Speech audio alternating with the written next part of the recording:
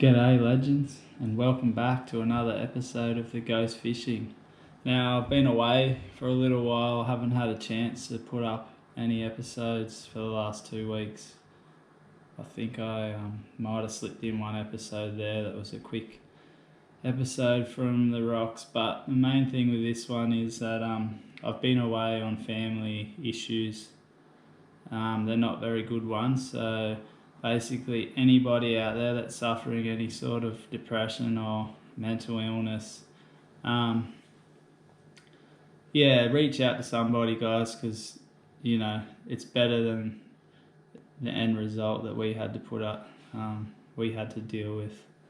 And my phone and my house is open to anybody who ever needs a hand with any sort of just to have a chat. Even if you just ring me or DM me, and I'll give you my phone number and we can have a chat, even line up a fishing trip. I know I've got family, so I can't always get ahead and just take off and go on family trips, but sometimes go on fishing trips. But sometimes I might be available and, we could just go fishing and talk. Fishing, I find, is the best place for that, chatting away with your mates, because it's usually just you and maybe one other, or even somebody, even a couple of yous, but you're really in the moment while you're fishing, so you have time to talk and you spend a lot of time when you're fishing with just that person, so it gives you plenty of time to talk about each other's lives and hopefully catch some big fish and boost each other's confidence. Anyway, today I'm talking about knots, lots of knots and knots. If you can't tie knots, tie lots. So the weather's been really bad. We've had major flooding. My heart goes out to everybody that might have lost anything in that period, because it's been a pretty devastated period. I only just got back from Newcastle last Friday and we just scraped through before all the floods closed all the roads. So anyone that's struggling, we're all thinking about you guys. Okay, so I have 5 knots that I use regularly, and I mean every day, if not religiously, every day. These are my 5 go-to knots that I use. So I'm going to start off with what we call the blood knot. Now, this is a lure it's a big lure, so I'm using 20 pound. This knot can be tied for all ranges of line, from 4 pound up to 60 or 80 pound. I do use a different knot once I get to 80 pound and 60, just because the fluorocarbons can get a bit heavy, and I'll show you that reason why when I get to that. So the first knot is called the blood knot. Now with this guy, the bar is quite thick, if you can see there. So I'll double up a blood knot on this. I will show you how to do that in a second after I tie a normal blood knot. The blood knot I'll use from everything from hooks and swivels to hard body lures, small and large. It's just a general knot that is probably one of the most reliable and most used knots in fishing. It's very easy to tie. So basically, with a small hook or a small lure, the split rings here, you can tie the normal blood knot and it won't slip. So you basically, through the eye of your hook or lure, straight through. Then you're twisting your lure or hook or swivel around itself 7 times is the old myth. 7 times or 8 times to create the loop. There's a loop right here next to the base of the eye of the hook or the lure. So you wet it just like that, and then you're going to put that leftover tag end straight through the loop that you created at the base, and then hold the tag and pull tight. Now that is your everyday blood knot. Works perfect for everything. Never had it slip. It sometimes might break, but that's from the power of the fish. It's not actually from the knot. If the fish is too strong, they'll break the pound of line that you're using.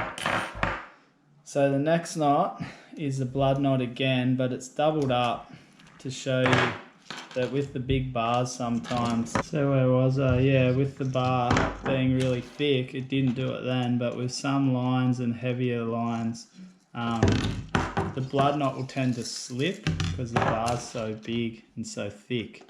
With the thin wires, it won't, because they just seem to lock a bit better.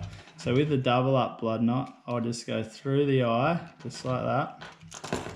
Get my tag in, pull it nice and long so you've got plenty of line to work with. So I twist it 7 times again. Just like that. Now back through the original loop that you created at the start. Now, let me just get that. Grab your tag in when you pull it through the loop. Now you will have another loop here. So you've gone through this loop and you'll have a loop there. To double it up with your tag in, oh, I've lost it here. It gets a bit funny sometimes, but you go through that loop.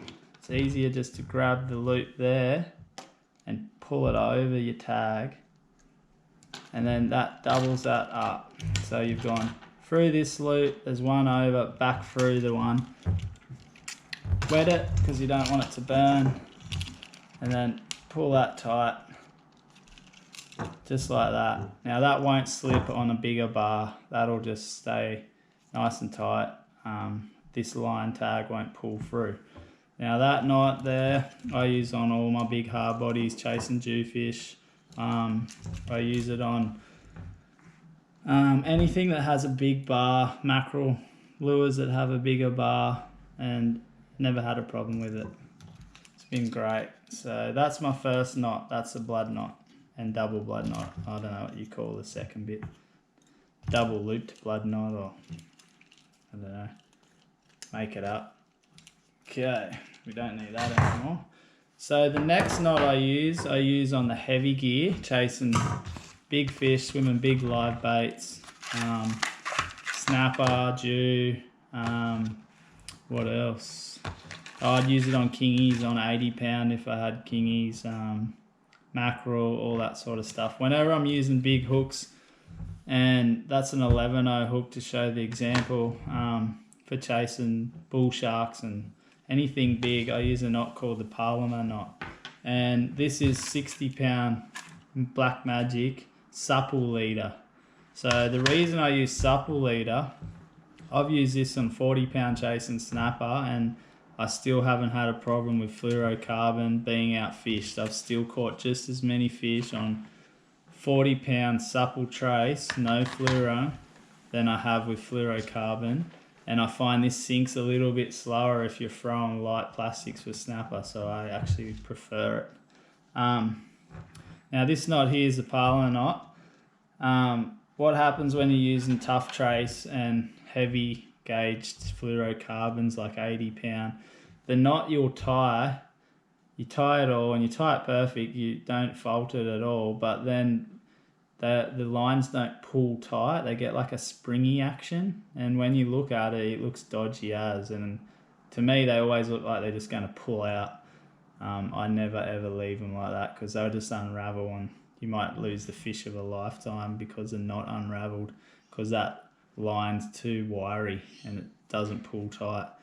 So the Palomar knot's used in America a lot, it's very popular. With supple it pulls tight very well. So basically you're just looping your line. So you're just grabbing a length, bending it in half, pinching it and creating a loop. Now that loop there then goes through the eye of your hook. Pinch it through the eye of your hook like that. So the hook's sliding around. Now you grab that loop, you bring it back over to your main line, and you're going to wrap it around like a granny knot. So it just wraps back through and around.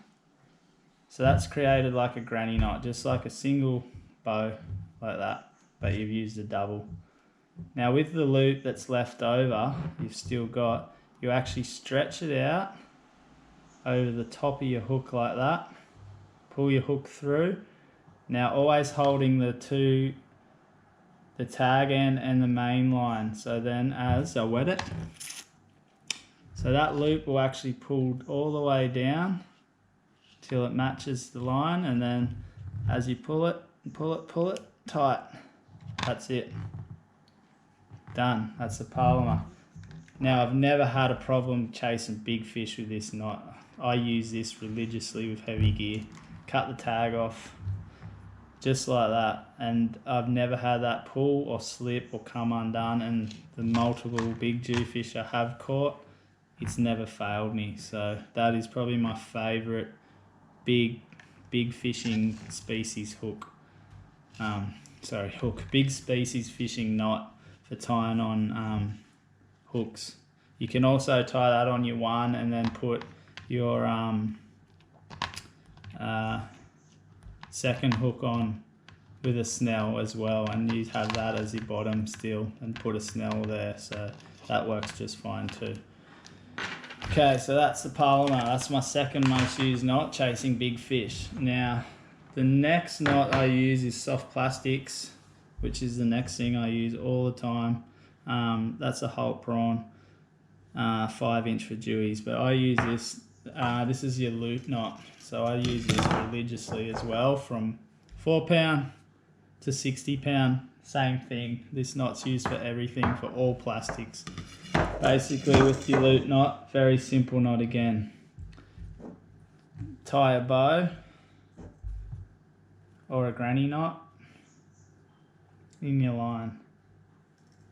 Okay, so there's your granny knot in your line. You leave the loop, you need that loop. Do not pull it tight.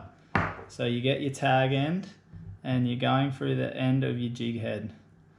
So you go straight up through your jig head eye like that. Now I like to grab the loop so it doesn't pull, so I pinch the loop there and then I can let go of the lure. So from there, now the loop hasn't pulled, I'm going through this loop again, the one I created. Now, if I can get the line over. Now you've gone through and through your loop. This is your main line. So with that, you're going to wrap it around this main line twice or 3 times. Like that. So I've gone through that loop around the line. Now, to finish this knot, it's just straight back through your loop again. So, and grab your tag, a bit of water, pull it tight, and that is your loop knot. Even pull the tag if you want, like that. Give it a bit of strength. Now that is your loop knot. So that loop there will now stay as a loop. It won't slip or pull or move, it just stays as a loop. I cut my tag off right there. The reason in doing that is now it frees this lure up in the water, so it actually is not attached to the line. So this lure actually has movement to be able to roll.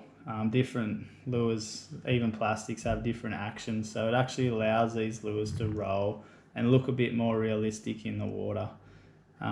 Every fisher uses a loop knot when using soft plastics.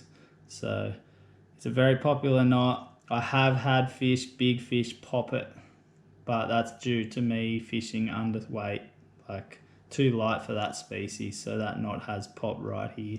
Some people have had them where they've lost them pop right at the here as well. It's probably just fishing too light, drags too tight, so. But that is my other favourite loop knot, all plastics. I use all plastics, that knot. Okay. Now the fourth knot I'm going to do, it is a Albright knot. Now this is my favourite light tackle, so 15 pound and under, braid to leader knot that I tie. All for light gear. This is 50 pound and 20 pound, so this knot's going to look a lot bigger, but when you tie it with a really small line, the knot becomes very little and it casts very easily and it's very quick to tie. So same thing again, we're going to pinch it. Now we grab our braid. This is our braided line. I don't know if you're left or right-handed, but I do it this way because it's just easier for me. Now I pinch it. Left hand is my braid. I run it through the loop. Now I pull a fair bit of that out, just like that. Let it hang.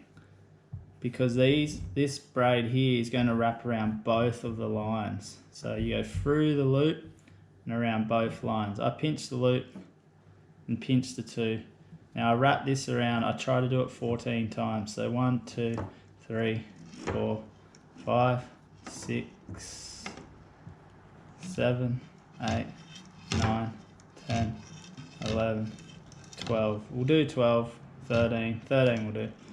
Now, I pinch it again so it's not going to unwrap, but that's what it looks like. So I've gone through and around both lines. Some people will tell you to go back over all these and then through the loop. I don't do it, never had a problem with it, and I find it fine just like this. I just pinch my line and I go straight back through that loop there. Okay, and then I grab both of them, give it a wet. And then as I pull that tight, you'll see it slide along.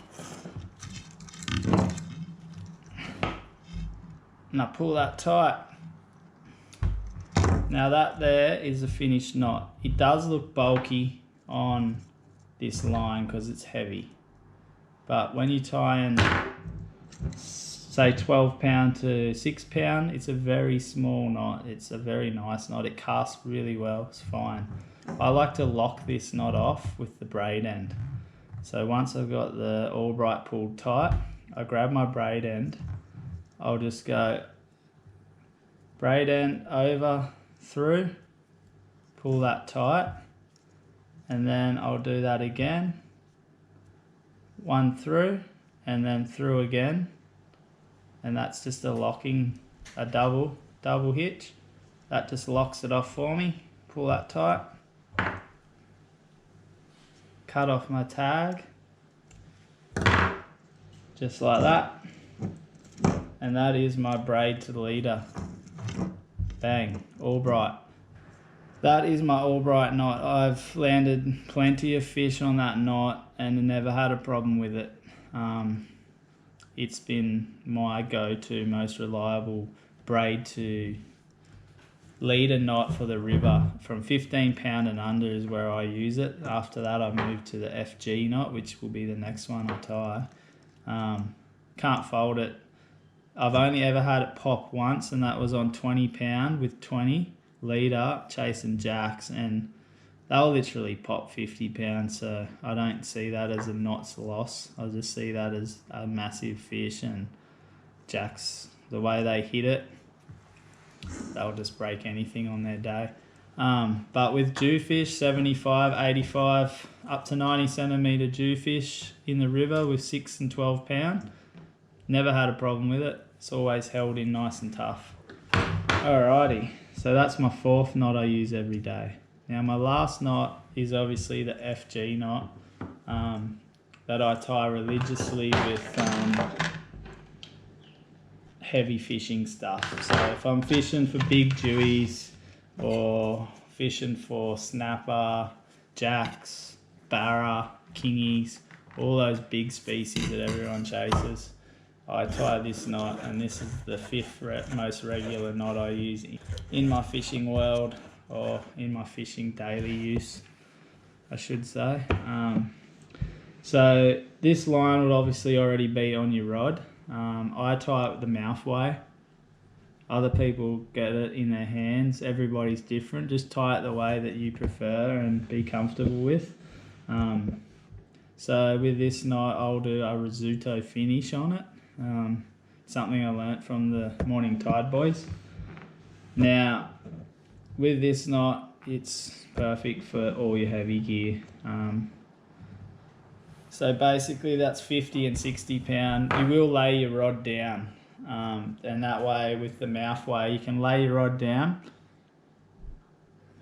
which gives you tension on your line. So you can lay it away from you against something that can pull the rod tip towards you, and then put tension on your line. but I haven't got that, so I'm just going to use the camera. So basically with the FG, you're just laying it on the top, nice, just laying it there, and you're going under, towards, under away from you, and under towards you, and back up. Under away from you, under towards you. Under away from you, under towards you. Now you're going to repeat that 20 to 30 times. Everyone's different. They like different security, so I'll just go and do that now. Keeping them nice and tight as you go. Under, under. Under, under, under, under, under, under. It's hard to do it with the camera not moving. Under, under, under, under, under, under, under, under. Alright, so you've got your 20 or 30 times done. The big thing you need to do now is get yourself a pair of gloves. If you haven't got them, you really do need them, because you'll wrap this line around your hand, and you'll wrap this line around your hand, and you'll actually pull that until it bites. So when you got your gloves on, you're pulling that as hard as you can, and you'll actually see the FG start to kind of nearly cut into your leader. And then once you pull that as tight as possible with your gloves, wrap it around, give it a proper good pull. Now I unravel it because it always ends up doing this. Back to the first part of the knot where you're up to. So that'll be the end result. Once you've pulled it tight, you'll see it's binded right through. Now you grab your leader and you wrap it over once and pinch. Pinch that and hold it. Then this guy, this is your risotto, he comes up over the top of the two, and you go through under 6 or 8 times. 2, 3, 4,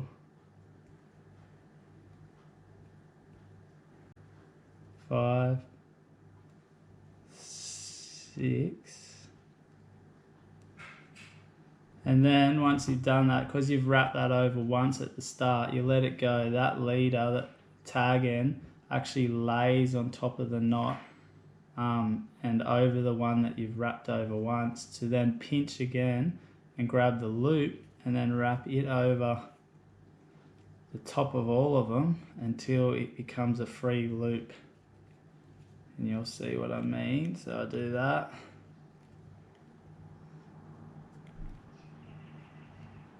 To there. See, that loop's now hanging free on its own. It's not wrapped around anything. Now, one thing I like to do is just pinch where I've wrapped around. I like to pinch all that, and then there's your tag end. It just stops it unraveling, and you can just pull this tag end in. So I pull that tag end in, and you'll see that loop's fully pulling up. Try and get it now that it is. So that loop will pull, and then that will pull back towards itself, like that. So you pull them both really tight, pull all 4 of them as tight as you can. That is your risotto finish. So that's like a north and a south magnet when they see each other, and bang, they connect, giving it all the strength that this knot is known for, and it's regarded as one of the best fishing knots in fishing for chasing big species like GTs. Just for tying leader to braid, because you can tie a massive weight, 80 pound, 100 pound, 200 pound, and it just holds well. Now the finish for this is the same way the boys from Morning Tide do it. Cut the tag off. You leave a little end. You don't want to cut it fully close to the knot, because this is where you'll get your jet torch. You just edge it in and melt that cap down, because that'll just crown over and stop it being able to pull off. And then that's it. We've cut our tag off. I didn't realise I did that, but that's our FG Risotto finish. Arguably one of the best knots in fishing. I use that everything snapper, big Jew. If I'm ever chasing anything big and I want to tie heavy braid to heavy leader, that is the go-to knot for me. So that is my 5th knot. And those 5 knots are my top 5 knots what I do for fishing. So thanks again for watching this episode. Hope you enjoyed some of my knot tying. Probably not the best at it, but it all works for me and helps me catch the fish that I catch. One thing I only have to say is, anyone out there struggling, if you're going through any problems, biggest one that I've learned at the moment, it is not weak to speak. Please just call anybody. Just do what you got to do. Talk to anyone. Even if it's a stranger, they can still lift you in that moment, because some of these kids that are taking their lives, obviously they're doing it in a spur of the moment thing sometimes, and maybe one person could speak to them and change the way they feel in that moment and prevent something really bad from happening. And also my heart goes out to all the people that are going through the floods right now. I mean, that's going to cause a lot of problems as well. So we are thinking about all of you. Thanks again for watching. Peace.